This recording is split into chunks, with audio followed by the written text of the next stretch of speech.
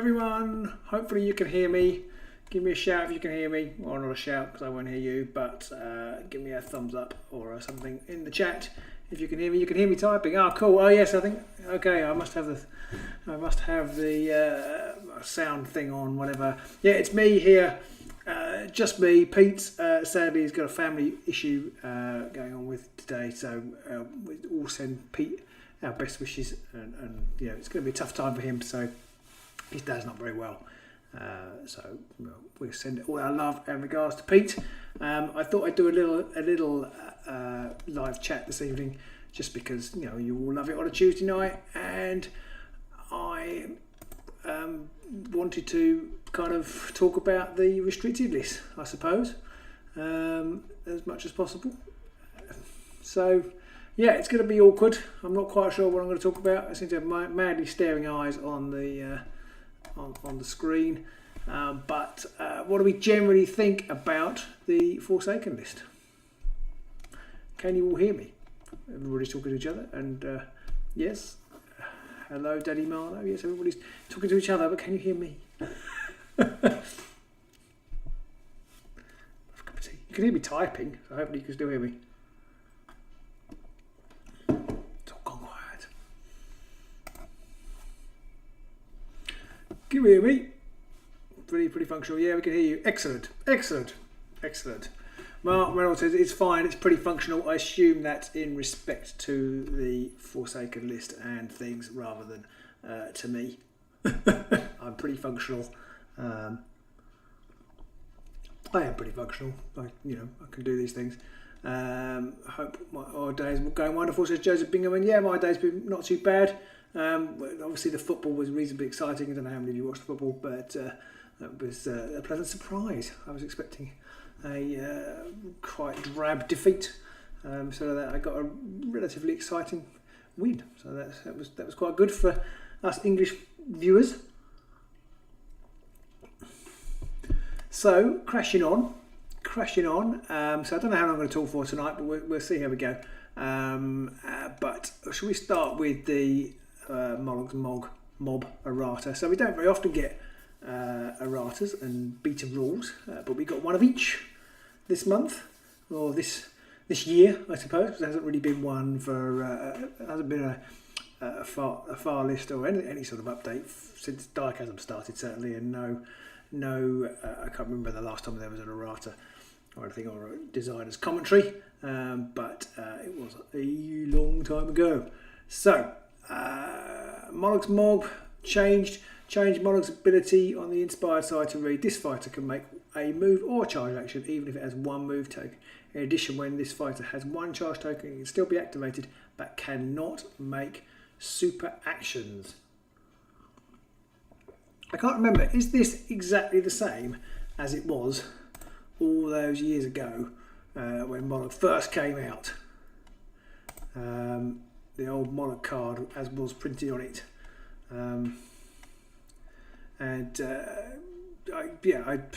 That's kind of always felt like how it should have been played. So how did it used to read?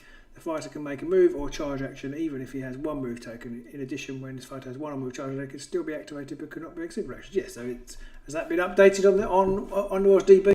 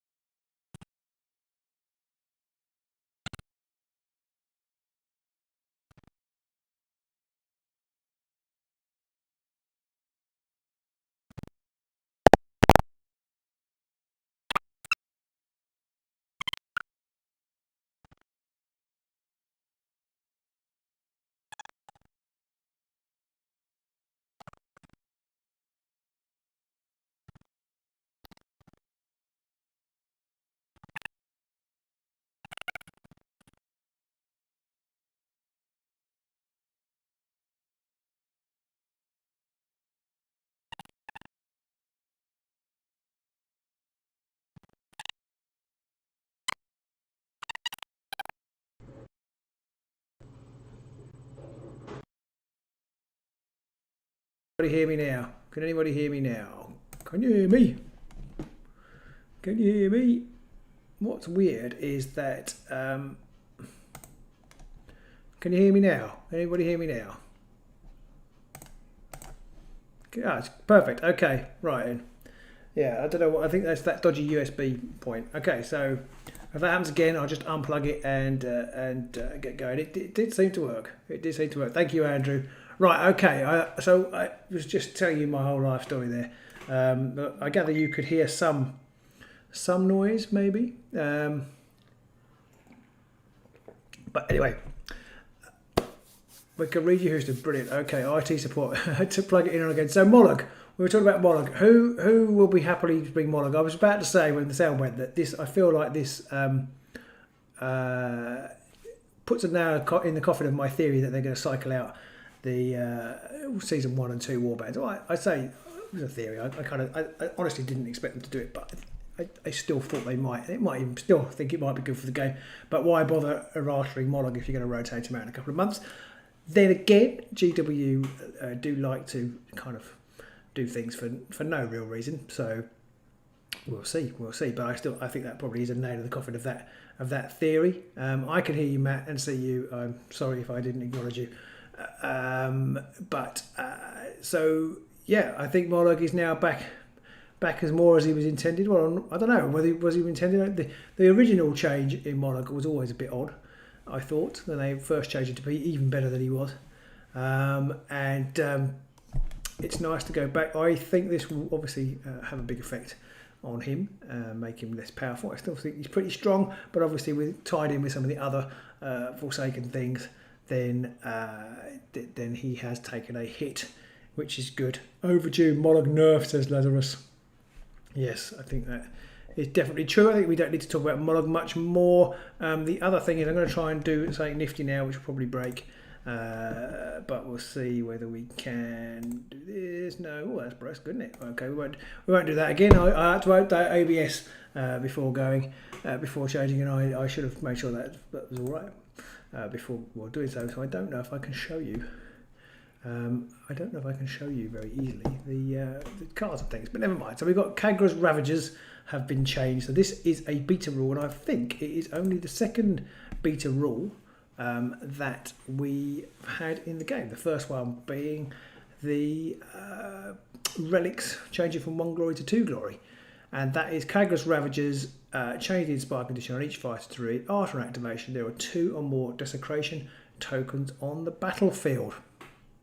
Well, Matt said somewhere halfway up the chat that he played at his tournament. That was really great to see that, Matt. What was really nice about seeing your tournament is the amount of overwhelming excitement and support for it from the wider community. I saw Nick Baton and you having a chat on Facebook and things. So it's really nice that everybody's very excited about physical tournaments, and obviously very excited about Matt's tournament in particular. I kind of feel like we are almost on the verge of being able to meet up and play and do all that exciting stuff again. I know people are doing it more and more, but travelling around the country and playing, it's very exciting times. And to celebrate, Games Workshop made Kagra's Ravagers a little bit more easy to inspire just for the occasion. So Matt says they inspired that much more easily. Does that make a big difference to them? I guess it obviously does make them better. They haven't fixed the kind of issue with with holding objectives and things, so that you can't really cash in on that hold objective glory that people do like to do in their sort of flexi aggro builds. They haven't changed that, and I thought if they were going to change anything, they would change that. They would have made Kagra's able to hold despoiled or desecrated objectives if I was going to change anything, but they haven't done that. They've made them easy to inspire, so I think it's definitely a positive for them. They're easier to, they're categorically easier to inspire than they were, so that can't be a bad thing. Will it make them more attractive as a package? I do like an attractive package. I'm not sure it necessarily will. Cabra becomes very, very good when inspired, but I don't think it's a massive requirement for the warband as a whole. No, I sort of remember that from when I played you, Matt, even with the old version of the warband. She is very good. but you still can't cash in on any objective glory very easily, or it's less easy to. They can still score surges despite only an end of action phase. Oh, okay, fair enough. I thought some were. I've forgotten. I thought some were end of action and some weren't, depending on which warbands you were, which fighters were doing it. But perhaps I've misremembered. It's a long time since I played them. So the Ravagers, I guess they're going to be more of a force. It's interesting. There's been a lot of interesting mechanics for the Season 4 warbands, which I think is a really positive thing. There is an argument to say that it makes it more tricky for newcomers to come in with all these different rules and things. But Kagros Ravagers obviously did feel a bit underwhelming at the time, and it's still perhaps underwhelming in the sense that I'm still not sure. You might take them for they're easier to inspire. You might take them as a sort of magic-based Magor's Fiends or something like that. I mean, I don't know why you would do that, but you might. But they're more solidly aggro, but they're not. Their desecrate mechanic, I suppose, makes it trickier for certain builds, for their opponent builds to play against. But other than that, I'm not sure how much you're going to tech into it. They're more of a force now, so I'll be interested to see how they go on. Kagros still suffer by not being able to score whole objective cards dominant position, but also make it so much easier for objective warbands to score cards. Almost like a double negative for them. Makes a big difference. Yeah, I can see that. If they ever win a Grand Clash Elite, my hat. Yeah, they're not top tier, are they? Whatever is top tier, it's not Kagros. Yeah, it's an interesting one. But it's nice to see them getting a boost, and I guess it is only a beta rule. So if it still doesn't make them playable or desirable, then they could still change the beta rule to make it keep this beta rule, and also say the desecrate. I mean, I would be interested to see what happened if they played with the rule that Kagros could still could desecrate objectives, but were still allowed to hold them themselves. Why is it easier for opponents? I think it's just because whereas you were standing on an objective, if it's desecrated, then you're now not standing on an objective, but your opponent still is. So if you were both standing on one,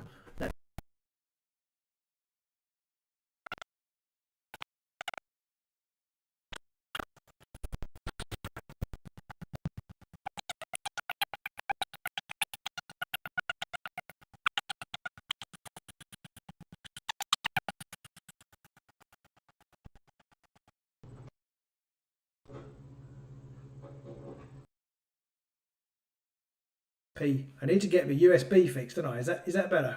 Is that better? Can you hear me now? Can you hear me? I did unplug it, Matt. I did unplug it.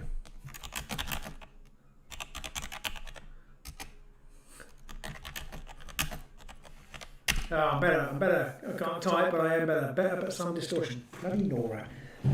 Stupid computers. I'm going to sit back a bit and hopefully I won't kick it quite so much. So how's that? Am I still crackly, or is that okay? Is that okay? I've got a chat rate of 2. I don't know what that means, but quick, get the puppet. Yeah, I need a sock. I have got a sock on, but you don't want to see it. So just if you can let me know, somebody in the chat, whether you can still hear me. Yeah, there's an echo now. Oh, for goodness sake! For goodness sake! Stupid bloody computers. I sound like my father now. Take it out again.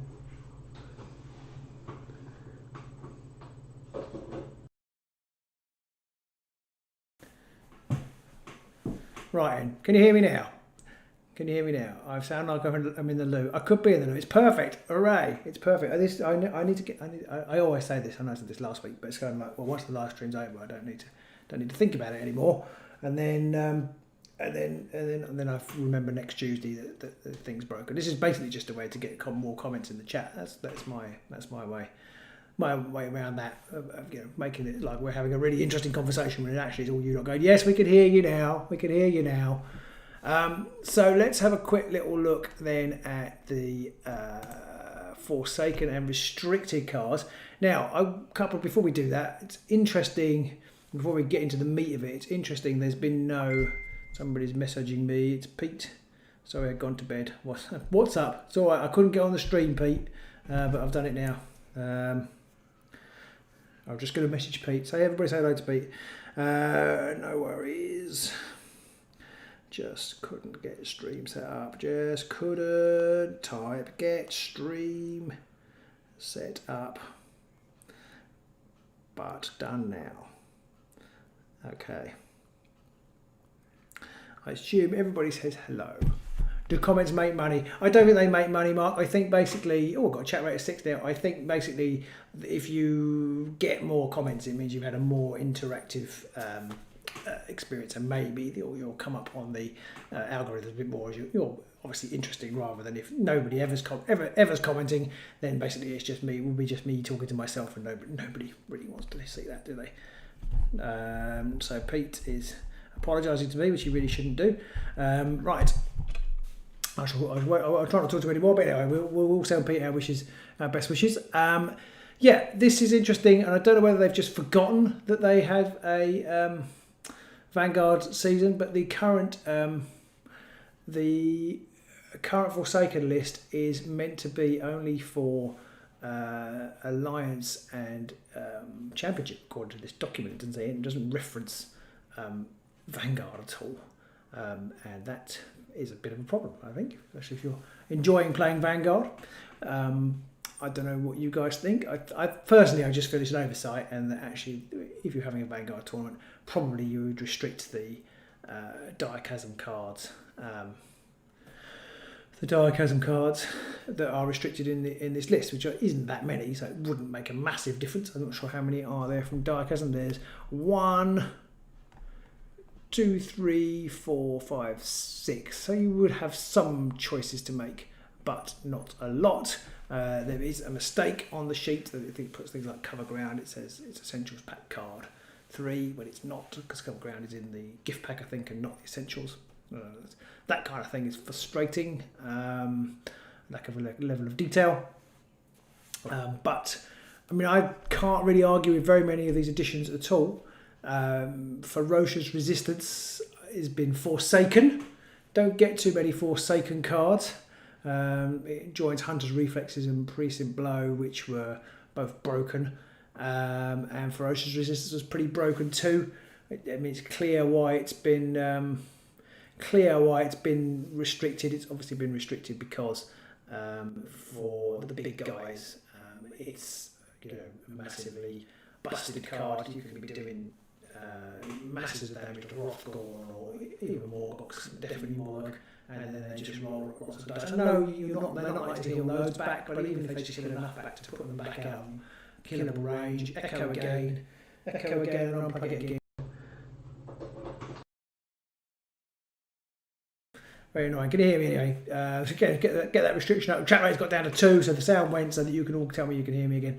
I've unplugged the mic. So the Ferocious Resistance, yeah, I feel like maybe going back to the Vanguard problem or issue, the Ferocious Resistance isn't as bad in Vanguard. You haven't got so many massive fighters. I mean, I don't know whether it'd be unbalanced towards Kanan. Obviously, he's a big guy with lots of wounds, but I think there's almost nobody who's been playing the game who thought Ferocious Resistance wasn't broken and needed to be got rid of.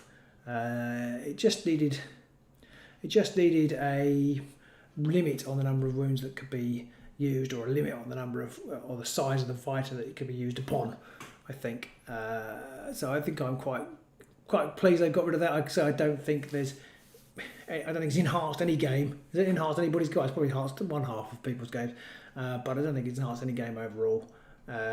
Slake Slash, yeah, Slake Slash is good, I have to say. In a forthcoming Patreon only game, Pete used it on Slake Slash, and the air may have gone blue because I was struggling to hit as it was, and that's the problem. It's such a big can be. You have to invest a lot of kind of activations or power card kind of spend into doing an attack that does a decent amount of damage against the big guys, and then they can wipe it out or half it out with just one ploy, and that's why it's gone. And I'm certainly glad about that. So looking at the restricted cards, They're interesting. I'm not going to spend too long talking about it. There's people who are far more into the game who have talked about it before, talked about the impact of it, far more into the competitive side of things. And also, we've only been playing Vanguard, and a lot of these aren't Vanguard. Things like cover ground being got rid of. It's an interesting one. I mean, I think it's a very easy score. Yeah, Andrew's just agreed with me about ferocious resistance. The way it nullifies multiple activations is why it got banned. It's a dirty card. It's a dirty card. Cover ground's gone, which is interesting. I think it's always been a good passive card. Maybe it's gone because it isn't a you can score cover ground running away, whereas the other ones of this type, like Winged Death and Goat Herd Momentum, you can't. You have to score it. You have to attack, and Gather Momentum's got a built-in limiter that if everybody's close into you, you can't score it either because you can't still attack them from 5 away. So I think cover ground. I can see why that's gone. It encourages a little bit, or it can reward negative play. Show of Force. Yeah, I mean that turns up in just about every deck because it's so easy to score. And a Surge for just putting on upgrades is immense. Surge of Aggression is an interesting one. First Chasm card. So we'll be going forward as restricted into the next season. I can totally see why this is restricted. Everybody takes it. There are so many ways of grabbing primacy now. Even in defensive decks, it's there. And you would have thought at the beginning of Chasm, it's only going to be aggro decks that carry this card.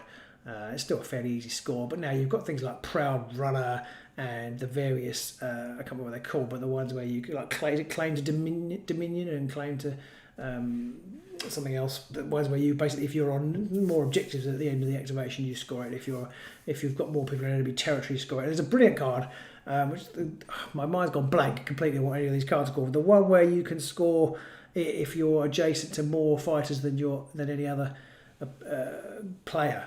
Well, if your fighters are adjacent to more fighters than any other player, or enemy fighters than any other player. I really like that card because on the base of it, it's really easy. And then as you think about it, it means you actually generally, if you're for every one you're next to, they're next to one too. So you do have to get 2 next to 1. And it's quite a nice little card that. So I can see why Surge of Aggression has gone now, because there were just so many ways of pinching the primacy token. And it's not exactly a free glory, but it's a free cycle through your deck, and it stacks up. Everybody's got it, and so why not restrict it? Mark, that's a really good point. Show of Force. If it was 4 upgrades, it would be fine. Yeah, that would be interesting. I mean, I'm not keen on things that encourage the Voltron meta, but it would be a much harder. Well, it wouldn't be much harder, but it would be a harder card to score if it was 4 upgrades rather than 3, and perhaps has more of a penalty, because sometimes at the moment we're quite Voltronish, and probably most games you're going to end up with somebody with 4. But theoretically, you might be really wanting to put a card on somebody else, but being forced into putting it on for a 4th on for show of Force, and it would be nice because it would be Show of Force as well. So you'd have that little assonant synergy as well. And so the power cards, we've got Amberbone Sword.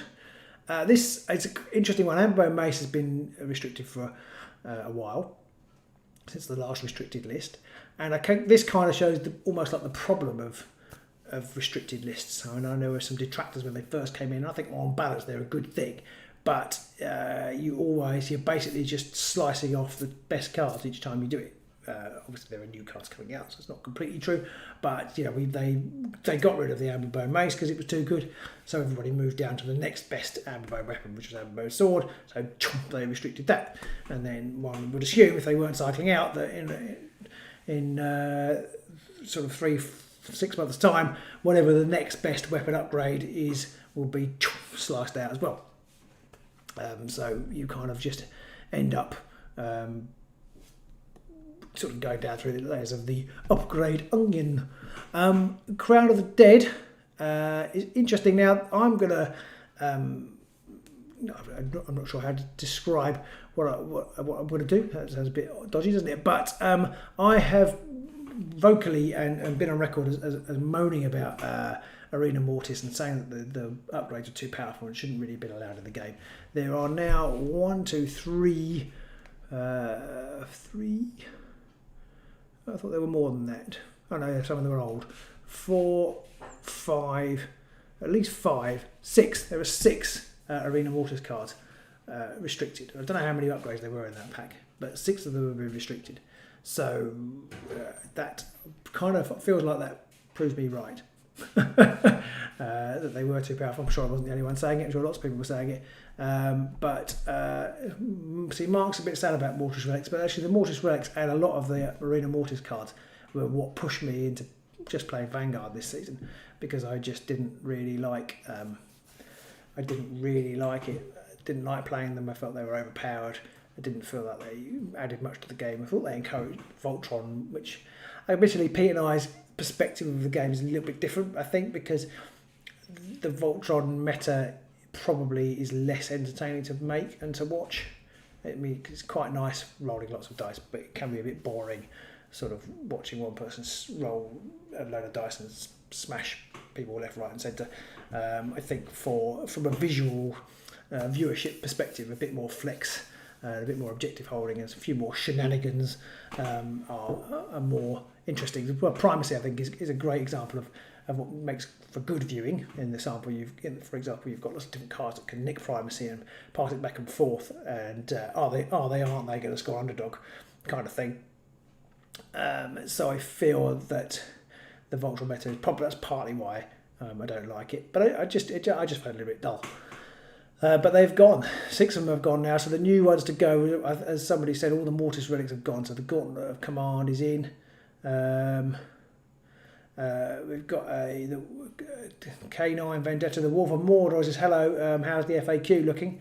Well, there hasn't been an FAQ, which I think is interesting, unless GW wouldn't surprise me if they just released it just 10 minutes before I went on air. But as far as I know, they haven't, there isn't an FAQ, which I think we do need. Perhaps I'll talk about that at the end, but we definitely need some primacy FAQing the timings of that. We'll come on to that when we've gone through the list. The balance of the Mortis Relic should have been the difficulty of having available glory. Yeah, more balanced surges. Yeah, and I think balanced surges have always been something that the game has struggled with from beginning to it, from very beginning. Its very beginnings, really. I mean, there wasn't much surge glory to start off with, but now there's loads. And obviously, I feel like at the time the surge objectives were the reason the restricted list was brought in, mostly because there were some stupidly easy ones to score. There are actually very few. I'd like to compare. I should have got some slides up. Compare and contrast the number of cards on old, number of types of card on old restricted lists, because there are now only 7. He says, trying to count them. 6 objective cards on the list, and actually there'll only be 1 when they all rotate out. So there'll only be 1 left. 1 Chasm card would have been restricted. Now I guess there might be strong Chasm alternatives which will end up on that list when other things are rotated out. But that would suggest that Games Workshop feel that they have got a better balance and written better surge objective cards, which I think I would agree with. And so that's a good thing, and I've completely forgot what I was going to say there. But yeah, lots and lots of upgrades on there now, because I think they in the early season they would seem to be very reluctant to give you too many plus dice cards. So you had Potion of Rage, which was +2 dice, but only once. You had Haymaker, which was +2 dice, I think. But it had a definite drawback that once you'd used it, you couldn't roll defense dice, I think, or your crits didn't count. I can't remember which. I think it was you couldn't roll defense dice anymore, wasn't it, or something like that. But it definitely had a huge negative, and but now there are lots of +1 dice upgrades, and I think that is something that needs to be addressed. Sorry if this sounds dumb, but what are the Mortis Relics? So, I don't know if you're new to the game, K9, the Mortis Relics in the arena list about this time last year. Games Workshop released the Arena Mortis pack, which was ostensibly a one-off kind of little mini game where you can play with multiple fighters, multiple players, with just one fighter each. And then they had a load of upgrades that came with that, and they were in there. The Mortis Relics, they had the keyword Mortis Relic, so the Games Workshop do that quite a lot. They have a number of cards. So in Chasm, we've got somebody's mentioned one of them there. They have the silent cards, so the silent helm, the silent ring, and I think they called silent relics. And so it's just a way of naming those 3 relics from Arena Mortis. So that's all they were. So they were 3 relics, but they will be rotating out from competitive play as soon as Season 5 drops, which is probably 3 months away now, which seems crazy. It only says like Season 4 that it just arrived.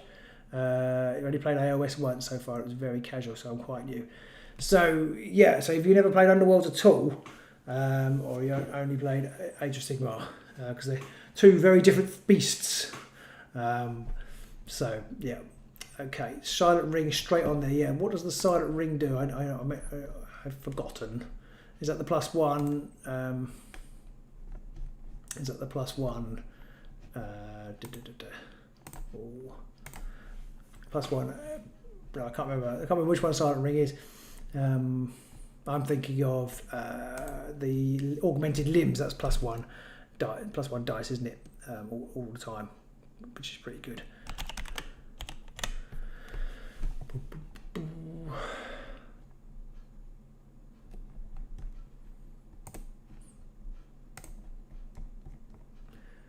So, well, there's lots of silent things. Silent Ring.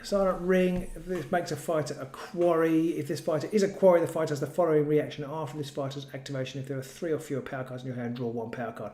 +1 dice to this fighter's range 1 attack action if the fighter has 2 or more silent relics.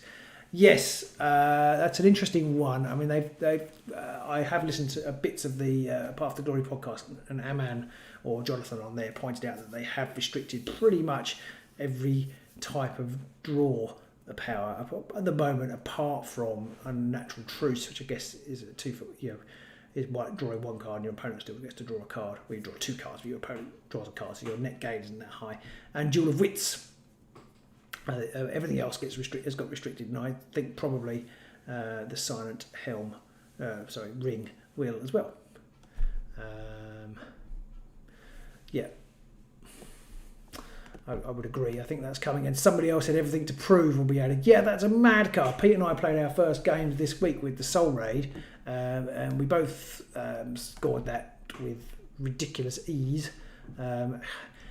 Brings me to something I was thinking about, and I don't want to get down on anybody in particular, or anybody with this, but they have a group of playtesters, and I don't really understand how some cards and some things make it into the game, like Everything to Prove, or the timing of primacy cards. I guess maybe they didn't play with all of them at once, but I don't understand how the system doesn't end up finding some of these things that are just mad. Like even Ferocious Resistance, how did nobody come up with the obvious answer, well not answer, but the realisation that it's just broken with certain fighters? I guess playtesting has probably been harder during COVID, so maybe that's an excuse, but I just feel like maybe there isn't the time to playtest these things properly with the lead times, but if they have people on board who are playtesting, why don't these things come up? Maybe they do come up and they just get bulldozed over. I don't know. It just seems there are certain things you just think, well, these things are obvious. I mean, and they haven't been fixed. And Everything to Prove is, it's a classic example of a card. You just think, well, this is just too broken to use. Yeah. Okay, so we've kind of covered Arena Mortis. The Geomancer's Gauntlet is a Chasm card. It's an interesting one. Why do we think they restricted this? I don't think I've taken any decks. You can't play Feed the Beastgrave in Vanguard, so I haven't played Feed the Beast Grave. For those who don't know, because I think it's a rare card. I'm just going to look up what Geomancer's Gauntlet does. I would offer to show it to you, but I haven't got Pete's technical wizardry. But the Geomancer's Gauntlet, basically, for an action, you can flip each feature token within 1 hex, and it is now restricted. I mean, it's quite powerful, potentially very powerful, if you get the placing of your hexes right, tightly with Mischievous Spirits or something. But I don't know, it's a curious one. I guess that there's possibly worried about a strong Feed the Beastgrave build, but it seems like an odd choice for me. But what do I know? So we've got Haughty Resistance has gone on there. I think Haughty Resistance probably needs to go again. It encourages, it's good for the big guys. It's one of those cards I probably now, I tend to play fragile guys, probably not going to play it very often. So the one where if you, during an attack action that targets this fighter, after the deal damage step, gain the primacy token. If you have the primacy token, instead discard the primacy token and reduce the damage dealt by 1.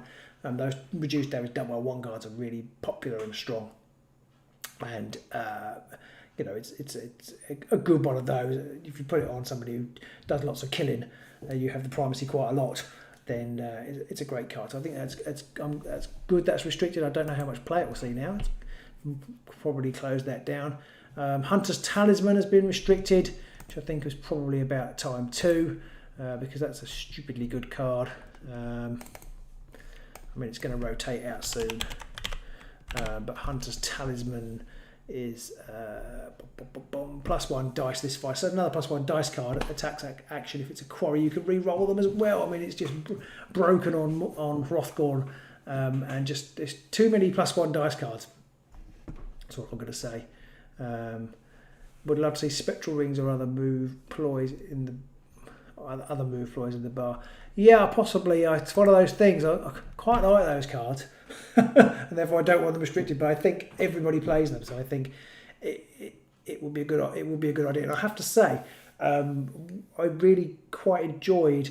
We played our Vanguard Plus League from the outset of Chasm, more or less, or once there were four packs out, 4 warbands out, and too much move at the moment. Yeah, it was much more challenging with less movement and less pushes and things. It was much more interesting. Positioning was much more important, and but also was a little bit more forgiving. So I was playing Despoilers, and if you play Despoilers anytime other than right at the beginning when there aren't really move cards, wherever you put Draknar, he's probably going to die because, bless him, he's only got 1 dodge and 3 wounds, so he's probably going to die because he's very dangerous. So people seek him out, but you could actually keep him alive for more than a round, which was quite refreshing. And that is to do with the fact that you had some options. There were places to hide. There were ways to think about how you positioned your men. Now I know positioning is really important, and it's one of my weaker parts of the game. But so I'm not suggesting that it doesn't matter what you do now because it's faster. But the more push cards there are, the more speed cards there are, the more forgiving the game is for mistakes or just or not even thinking about it. It doesn't matter because you can get to where you need to get to, whatever happens. So Wolfman Gas says loads of push now. I think at one point I have 5 in my latest Lizards deck. And it's interesting. I mean, I think the newer push cards generally have a condition attached to them. I feel like there's nothing quite like we had at one point when we had the 2 distractions, which were just push an enemy fighter. But there are just a few different sort of variations. Like they have to have a hunger token, or it puts a hunger token on hunger. I don't know if anybody read Bartosh's article that came out yesterday, I think, about things that were good in the game and bad in the game, and hunger came up as bad because it takes up like 46 cards and does bugger all. The hunger mechanic is something that didn't really take off. Funny enough, there are no hunger cards restricted on this list. Hunter's Talisman was fine with less hunters, quite possibly. Andrew's agreeing that probably Spectral Wing should be reduced, and Wolfman Gaz prefers the newer pushover sidestep. I can't remember which one that is, but I think that may well end up being restricted. It is a nice card, isn't it? I think. I can't remember what it's called though. What else has gone on to the list? Mischievous Spirits. Mentioned that earlier. Yeah, I think it's about time that went on the restricted list. What effect will it have on the game? It's an interesting one. I haven't played it in a. Well, I'm going to have to. I know it is back in the Essentials card pack 18. Is it in the Essentials card pack, or is it in the? Is that another mistake? Is it in the gift pack? I don't think it is Essentials, is it? Or is it? I can't remember. And it's one of those cards where it's good for everybody, but it is a proper FU to playing Supremacy. Oh, I've typed Essentials, that's not going to work, is it? I'm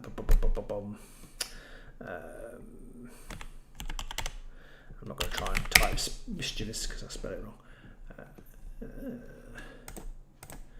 So we've got Mischievous Spirits. It was in the gift pack. So Mark agrees that hunger is meh, but he thinks Primacy should be half as many cards. Personally, I'll come back to Primacy in a minute. I think Unheeded Caution, push 1 or 2 if it's a quarry. Great card.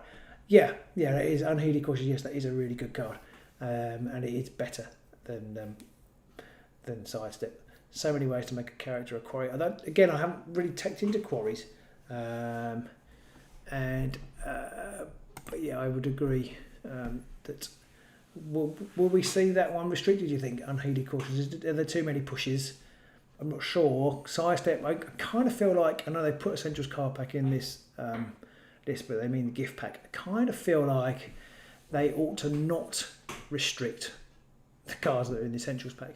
Because if you're going to make them essential, I feel like then you're kind of just showing you don't know what you're doing if you then restrict them. But we'll see. Proud Runner. Now, I have a bit of a love-hate relationship with Proud Runner. I love the idea of it, but I normally screw up using it. But it is one of these great cards, ties in really nicely for non-aggressive warbands into Surge of Aggression. And I think a lot of people take it because it's you get a +1 move anyway, and the opportunity to pinch the primacy. So I think restricting it is reasonable. Surprise Slick Rock is in the bar, not so powerful and not played too much. I feel like Slick Rock is probably in there for its non-player, negative player interactions or experience. I think Slick Rock just needed to be you get pushed at the end of super action, at the end of a move action, or at the end of the super action. I think that's what Andrew's kind of just said. It's not that strong in itself if somebody just moves onto an objective, but if you charge onto the objective, you've charged onto that objective because you primarily want to hit the person, I think. And okay, the objective is nice to have too, but I think it should have been you do the attack and then you kind of slide off the objective, and that would have made it a fine card. It wouldn't need restricting. So again, I feel like that's the sort of thing that should have come up in playtesting. But yeah, I think so. Andrew says negating any action in the game is game changing, especially when charging stops that model for the rest of the round. Absolutely, you haven't got very many actions, so if you can basically stop somebody from doing one, just completely take it away from them, not even let them do anything else, then it's duff. Savage Visage also restricted. That's the one that enables you to re-roll for every hunter upgrade you've got on you, including itself, because that makes you a hunter. I can see why that was restricted. Definitely, it doesn't really have any negatives. And Awaken, I think I said this at the time, Awaken Weapon was restricted, and it didn't have the ability to double up for, do extra rerolls. So I think it's only range 1 attacks, so it's not quite so good as Awaken Weapon in that sense. But 2 rerolls you know, for 2 rerolls if you've got a couple of hunter cards. And there are so many cards that give you hunter upgrade. So many upgrades that give you the hunter keyword. It's a fantastic card, and I think it's reasonable. That's restricted. Slick Rock we've covered. Sting of the Grub. Interesting one. I'm going to borrow from Amman and Jonathan again. They were discussing how they think this is primarily in there to kind of prevent that sort of, what's the word,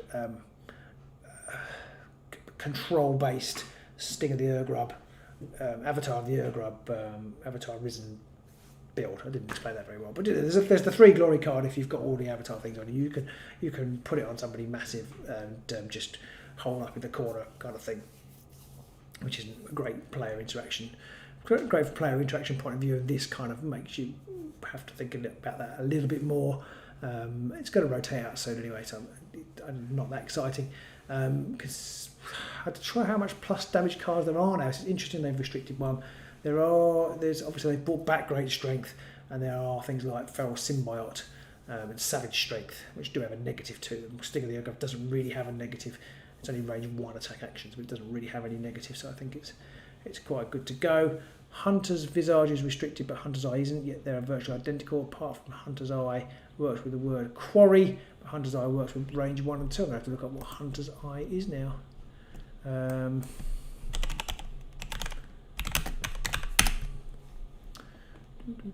Do you mean Eagle Eye?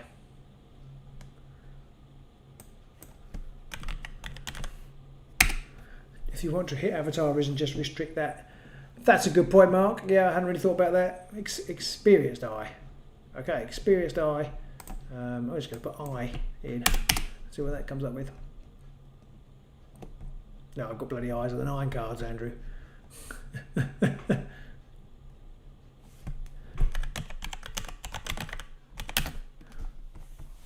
Experienced Eye. This fighter's a hunter. You can reroll 1 attack die in each of the fighter's attack action rolls for instance of the Quarry keyword on the target's fighter card and upgrades. So it could be nothing though, because it's for each Quarry card of the target fighter's card. So it could be nothing. So you do get a reroll for each attack roll, but if you're not fighting it's a Quarry. Brilliant for Hrothgorn. Yeah, I think if we can reroll 1 attack die on each of this fighter's attack rolls for each it's the Quarry keyword of the target fighter's card and upgrades. Yeah. So, but it's not. I don't think it's as good as Savage Visage. I also don't think they actually even looked at restricting any of the cards that are in the new packs. The list, the date on the restricted list is May, and I think maybe it was meant to come out sooner than it did. So it was written earlier than it came out, which it would have to really couldn't be written afterwards, could it? Targets fighter cards and upgrade. Andrew's been playing that card wrong. People have been reading the card wrong. But yeah, I think so. I think some of the later cards haven't even been considered for this list. They haven't been seen.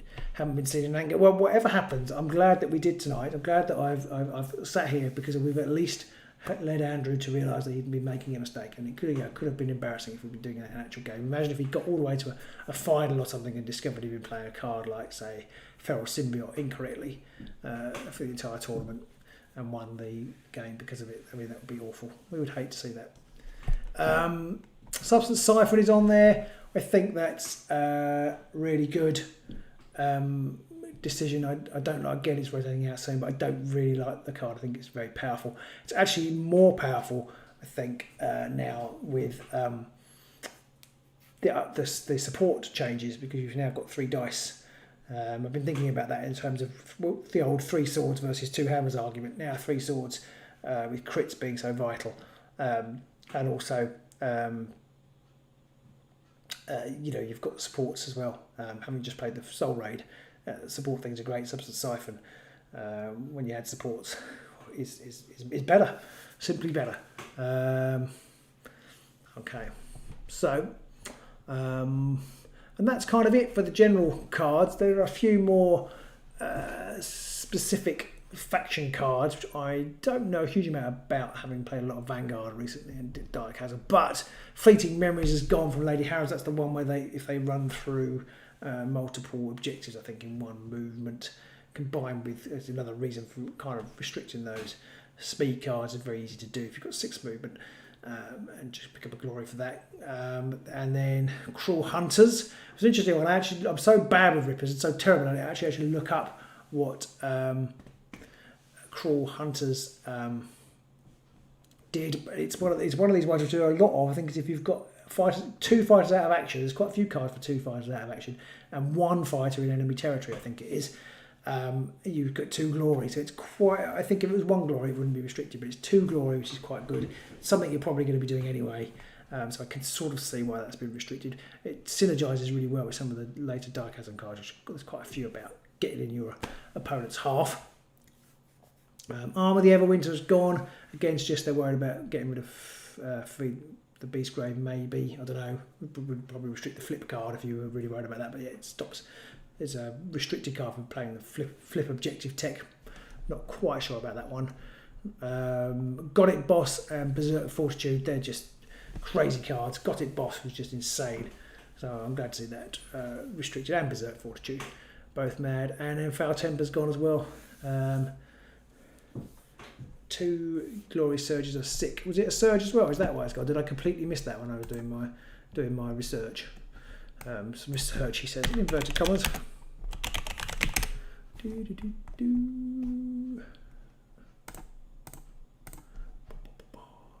No, it is an end phase card, but it is 2 or more enemy fighters are out of action and 1 or more friendly fighters are in enemy territory. Just very easy to score.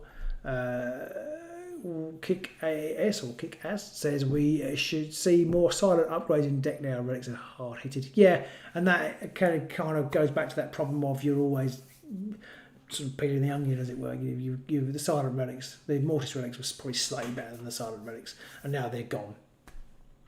So we're going to start all playing the silent relics, aren't we? And I think some of them are too not that happy with those. I could sort of totally agree with that. That I think we're now going to see the silent relics coming out more. So I haven't got. Well, I've been talking for nearly an hour. What should we talk about now? I was going to talk about the primacy mechanic, wasn't I? And the need for an FAQ on nothing else. If for nothing else, can they please tell us when the primacy effects occur? Because there seems to be some debate about it. I can't even remember now what the generally accepted sort of order is. I think it's reactions, inspire, reactions, primacy, scoring. Primacy has to go before scoring because you would never be able to score some of the objectives if it didn't. There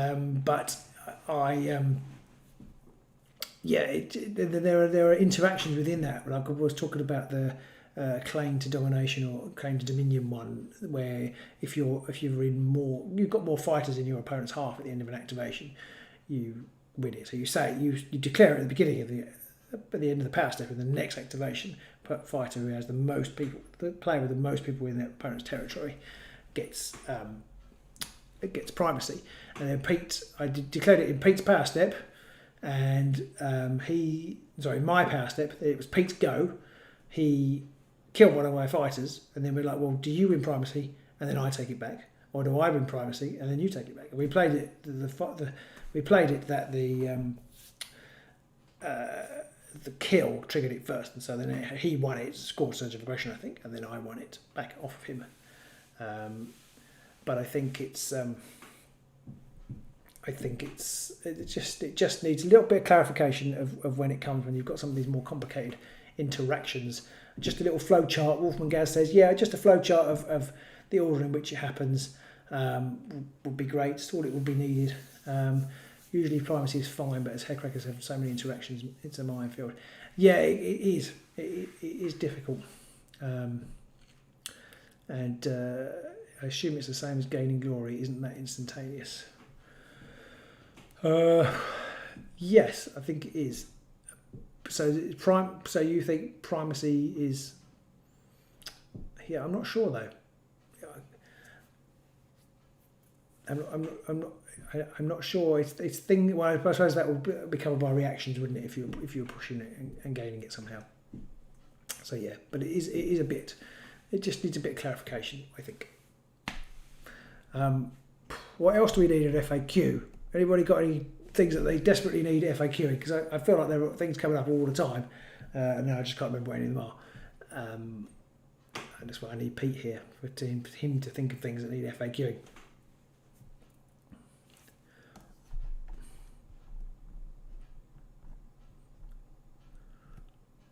No, it's all gone quiet. Oh, well, I can't hear you anyway, can I? Yeah, so I think I'm going to wrap it up now because I've kind of haven't got much else to say. We've covered the Forsaken list in reasonable detail, and there isn't going to be that much on there when we look forward to season 5. So which I think is a good thing. I think these are all good choices on here. Obviously, there's going to be some of the faction-specific cards are obviously going to stay. But as we go to season 5, I think I did count up, was it 6 Chasm cards restricted only, and one of those is Geomancer's Gauntlet. Maybe they know something that's coming that we don't, but I feel like that one isn't going to affect too many people. Lazarus says, if Proudbrunner is get primacy after the move, can I charge or take out a fighter to gain primacy and score Swelling Pride? I think you can, but that is a good example of something that needs FAQing. Well, I think you can, because I think the move action doesn't. Well, I suppose you'd want to know: do I gain primacy after the super action? I suppose would possibly be the answer to that. But I feel like you can. But I don't know. Do people think we might see any season 5 reveals? Isn't there believe there's a new Warhammer preview show coming? The weekend. Somebody told me that. I hope so.